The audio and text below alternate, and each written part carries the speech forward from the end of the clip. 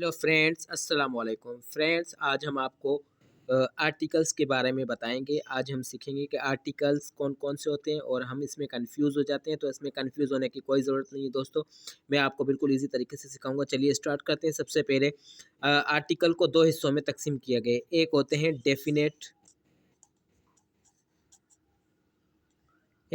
Definite articles और दूसरे जो है वो इनडेफिनेट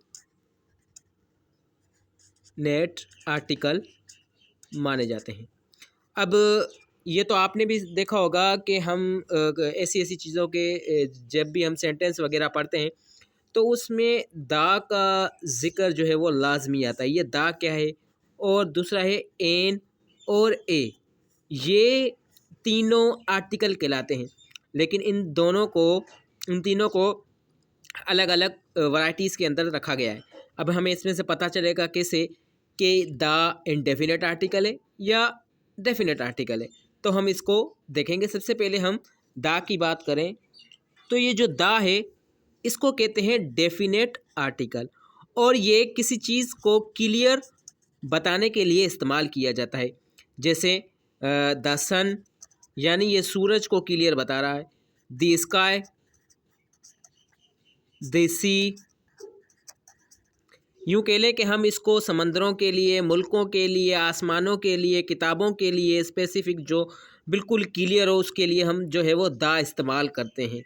यहाँ तक कि यानी ऐसी चीज़ें जिसको आप क्लियर बताना चाह रहे हो, जिसको आपने पॉइंट आउट करना है कि ये चीज़ क्लियर है, तो उसके लिए हम क्या यूज़ करेंगे? द। अब हम आते हैं एन और ए। ये तो आप पिछली क्लासेस में पढ़ के हैं, नर्सरी वाली क्लासेस में पढ़ के आए, छोटी छोटी क्लासेस में आपने वोविल तो ज़रूर सुने होंगे कि वोविल ए, ई, आई, ओ, यू, ये 5 वोविल है। और ये 5 वोविल तभी आते हैं जब इन 5 में से कोई अल्फाज के साथ दर्ज है। मसलन यहाँ पे मैं लिखता हूँ अर्न, तो ये यू आ रहा है इन वोविल में से, तो उसके सामने हम लगाएंगे एन। तो ये बिल्कुल छोटी क्लासेस में भी आप पढ़ के आए हैं वोविल। बाकी जो ये ए है ये कांस्टेंट है। ये तो जो कांस्टेंट है उसमें अगर कांस्टेंट कोई भी लफ्ज़ आ जाए, जैसे बेग आ जाए, तो वहाँ हम ए का इस्तेमाल करेंगे। आई होप कि आपको ये चीज़ें आर्टिकल तो आपको बिल्कुल समझ में आ गया होगा कि वोविल होंगे तो ए, ई, आई, ओ, यू किसी भी अल्फाज में आ जाए। जैसे अम्ब्रेला हो गया, तो यहाँ पर हम एन लगाएंगे।